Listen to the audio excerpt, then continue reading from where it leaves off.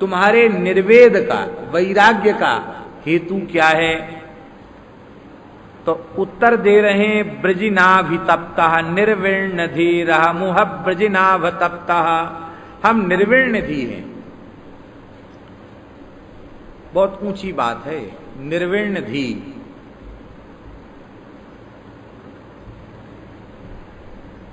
बाहर से विरक्त का, चतुर्थाश्रमी का स्वरूप हमने बना लिया है,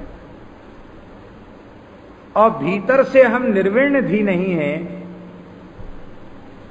तो यह वेशभूषा मात्र पूजा प्रतिष्ठा और उदर पूर्ति का साधन ही बनकर रह जाएगी। इस वेशभूषा से भी कोई बहुत बड़ा भला होने वाला नहीं। वेश की निंदा नहीं कर रहे हम, वेश की उपेक्षा भी नहीं कर रहे, पर सिद्धांत की बात कह रहे हैं। विरक्त के, सन्यासी के, साधु के स्वरूप के साथ हमारी बुद्धि वैराग्यवती होनी चाहिए। निर्विण्ण धी, निर्विण्णाधी यस्य, ऐसी धी होनी चाहिए जिसमें वैराग्य हो, बुद्धि में वैराग्य हो। अब देखो, बुद्धि में वैराग्य होगा तो मन में तो अपने आप आएगा, क्योंकि मन की जो मालिक है उसी का नाम बुद्धि है। अब बुद्धि में वैराग्य होगा तो मन में वैराग्य होगा। अब मन बुद्धि में वैराग्य होगा तो इंद्रियां अपने आप पदार्थों से, भोगों से हट जाएंगी, विरक्त हो जाएंगी। ध्यान में ही बात। आंख नहीं देखती है, मन बुद्धि दृगिंद्रिय का प्रयोग करके अपने रूप का ग्रहण करते हैं, क्योंकि मन बुद्धि यदि दृगिंद्रिय के साथ न हो तो आंख रही आवे, आंख रूप देखेगी नहीं। कई बार आप भरे बाजार में खड़े हैं और आपका परिचित व्यक्ति आपके सामने होकर निकल रहा है, आपके सामने खड़े होकर आपको पुकार रहा है, आप न उसकी तरफ देखते हैं न सुनते, आंख मूंदे नहीं है, आंख खोले हुए है, पर ना आपको सुनाई पड़ता न दिखाई पड़ता। तब वह व्यक्ति आपके निकट आकर के ऐसे हिला के कहता, अरे यार इतनी देर से तुमको बुला रहे हैं, पुकार रहे हैं, तुमने सुना नहीं? तो वह व्यक्ति क्या कहता है? वो व्यक्ति कहता है कि हम कहीं और थे। क्या कहता है? अरे झूठ बोलते हो, यहीं तो खड़े थे, कहते और थे। इसका मतलब आंख कान तो सब यहीं था, शरीर यहीं था, पर हमारा मन बुद्धि यहां नहीं था, हमारा मन बुद्धि अन्यत्र था। तो जिस इंद्रिय के साथ मन होगा, बुद्धि होगी, वही इंद्रिय अपने विषय को ग्रहण करेगी।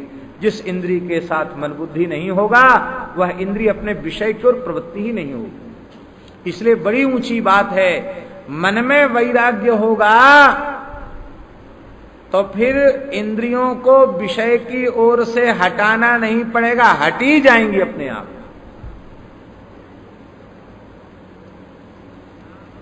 इसलिए सदाचार का पालन, सबसे उत्तम सदाचार का पालन यही है, हमारी बुद्धि में वैराग्य स्थित हो जाए, हमारी बुद्धि वैराग्यवती हो जाए। वैराग्य के बिना उपदेश ग्रहण करने का, ज्ञान को ग्रहण करने का अधिकार प्राप्त नहीं होता, पात्रता प्राप्त नहीं होती। वेदांत श्रवण में कौन अधिकारी है? गीता, ब्रह्मसूत्र और उपनिषद, इन तीनों को प्रस्थानत्रयी कहते हैं। इनके श्रवण का अधिकार किसको है? इनके श्रवण का अधिकार उस व्यक्ति को है जो ऐहिलौकिक पारलौकिक भोगों से जिसकी वृत्ति सर्वथा हट चुकी हो, पूर्ण विरक्त हो चुका हो, वो अधिकारी है।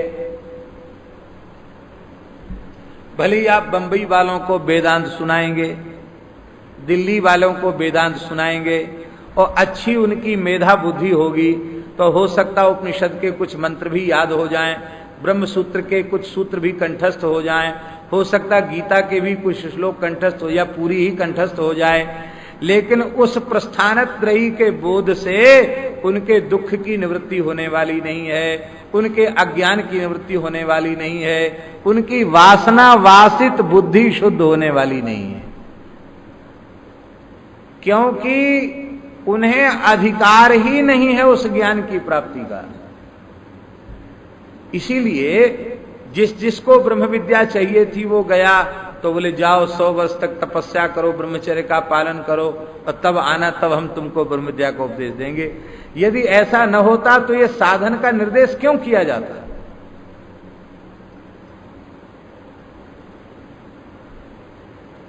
इसलिए राम राम करो, इसलिए राम राम करो। खूब हम मना नहीं करते, वेदांत भी पढ़ना चाहिए, लेकिन भैया कल्याण तो राम राम से होगा। स्वाद आवे ना आवे, मन लगे न लगे, कल्याण तो राम नाम से होगा। आज सवेरे पूज्य स्वामी जी ने इतनी बढ़िया बात सुनाई, पूरा दिन एकदम आनंद में भर गया। स्वामी जी ने बड़ी ऊंची बात कही आज सवेरे के सत्संग में, प्रार्थना प्रवचन में। महाराज जी ने कहा कि देखो, अश्रद्धा पूर्वक जो कुछ करोगे न यहां उसका कोई फल मिलेगा न ऊपर मिलेगा। अश्रद्धया हुतम दत्तम तपस्तप्तम कृतम चयत असदित्युच्यते पार्थ न च तत्प्रीत्य नो इह। बोले लेकिन नाम के संबंध में नहीं है ये बात। यज्ञ जाप ताप दान तीर्थ यात्रा जो कुछ बढ़िया काम करोगे बिना श्रद्धा के करोगे तो न यहां कुछ मिलेगा न मरने के बाद मिलेगा, क्रिया का श्रम हाथ लगेगा। लेकिन राम नाम श्रद्धा होगी तो भाव होगा, अश्रद्धा नहीं होगी तो कुभाव होगा।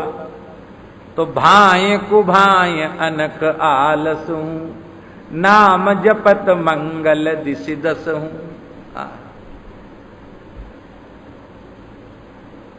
बोले नाम जप भी क्रिया है, बोले क्रिया नहीं है, ये साक्षात उपासना है भगवान।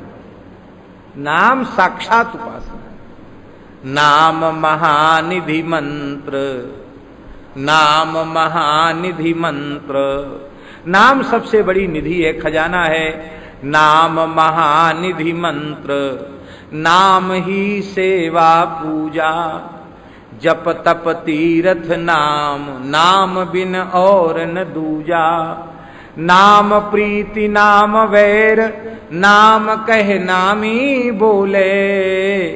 नाम अजामिल साखी, नाम भव बंधन खोले। नाम अधिक रघुनाथ ते, राम निकट हनुमत कहो। कबीर कृपाते परम तत्व, पद्मनाभ पर चोलयो। यहीं से आरंभ ही किया था पूज्य स्वामी जी ने कि राम एक तापस तिय तारी, नाम कोटि खल कुमति सुधारी।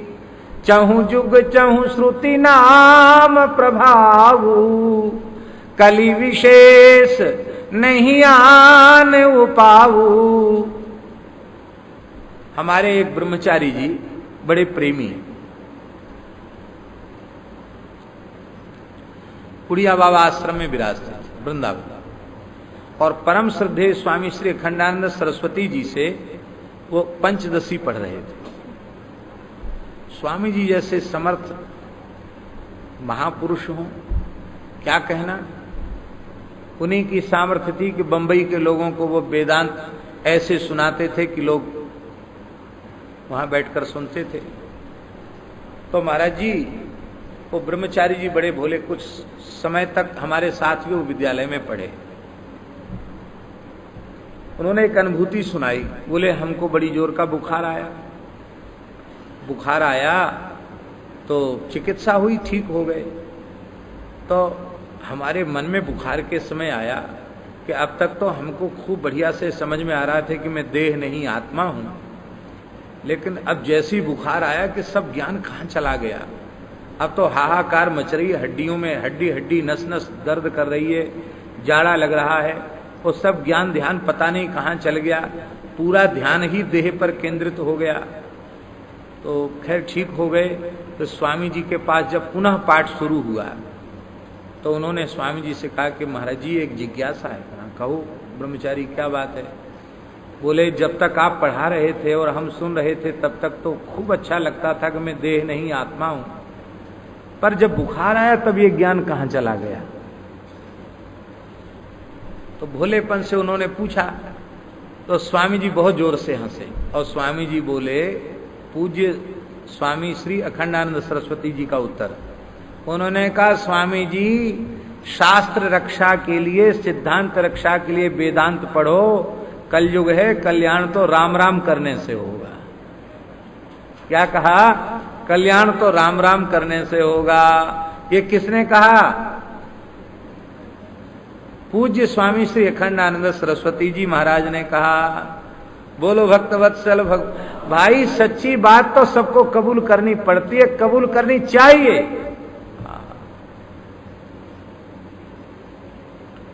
कहत मुनीस महेश महात्म, उल्टे सूधे नाम को, कली नाम काम तरु राम को।